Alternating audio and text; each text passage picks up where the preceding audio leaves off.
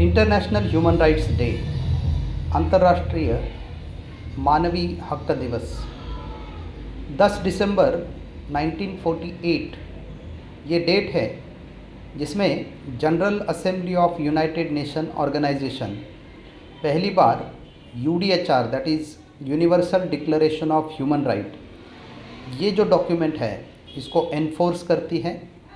और तब से हम universal declaration of human right के एनफोर्समेंट के दिन को अंतर्राष्ट्रीय मानव अधिकार दिवस के तौर पे मनाते हैं।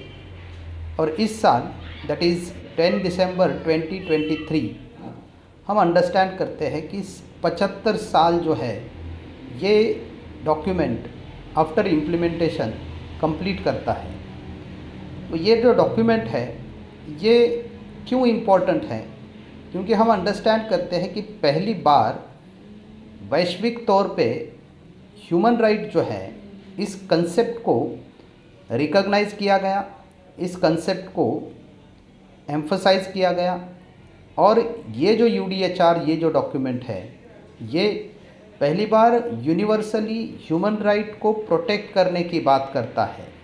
और इसके बाद हम अंडरस्टैंड करते हैं कि बहुत सारे देशों के जो कॉन्स्टिट्यूशन है, उनकी जो कॉन्स्टिट्यूशनल फिलॉसफी है, उसमें यूडीएचआर का रिफ्लेक्शन हमें समझ में आता है। क्योंकि अलग अलग देशों के जो भी डेमोक्रेटिक कॉन्स्टिट्यूशन हम रीड करते हैं तो उसमें civil rights, civil and political rights, then economic, social, cultural rights, that is a collective rights, ये जो है ये बहुत सारे देशों के कॉन्स्टिट्यूशन में by that particular inspiration of UDHR वो वहाँ पे रिफ्लेक्ट होते हैं। और उन देशों की जो नेशनल पॉलिटी है उसमें ये जो ह्यूमन राइट की बात हम करते हैं, जस्टिस की बात हम करते हैं, लिबर्टी की बात हम करते हैं, इक्वालिटी की बात हम करते हैं, ये सारे जो वैल्यू हैं वो उस पर्टिकुलर नेशन के जो सिस्टम है, लीगल सिस्टम है, उसमें प्रोटेक्ट होते हुए हम आज भी देखते हैं। और इसलिए यूडीएचआर जो है ये बहुत ही इम्पॉर्टेंट बन जाता है इंटरनेशनली। और इसके चलते आज सारे विश्व में हम human right day, international human right day in the name of this particular enforcement of UDHR celebrate करते हैं।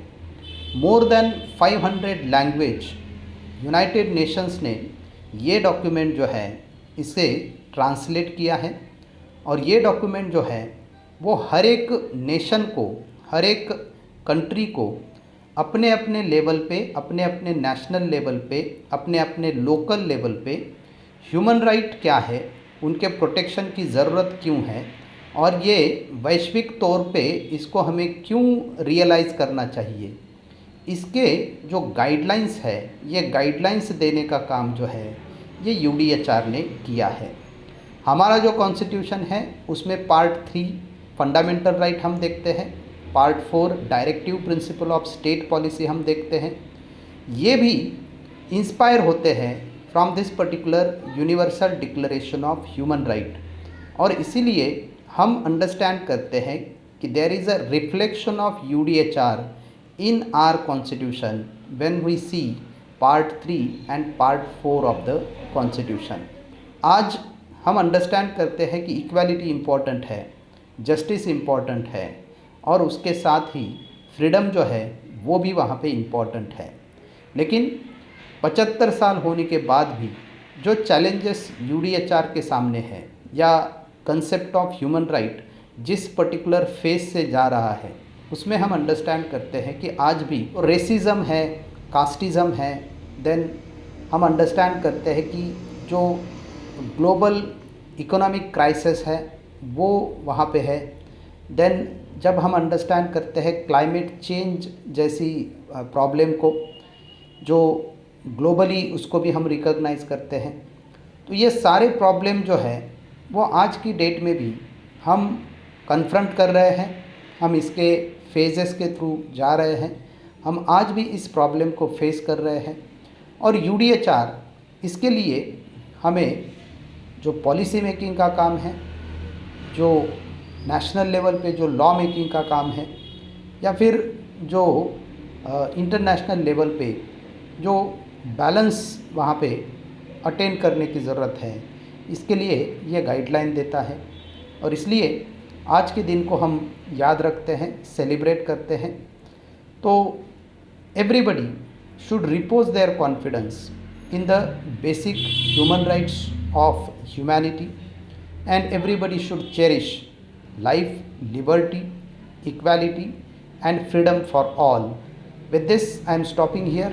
I wish everybody happy International Human Rights Day. Thank you very much for watching this video. Keep watching this channel. Thank you.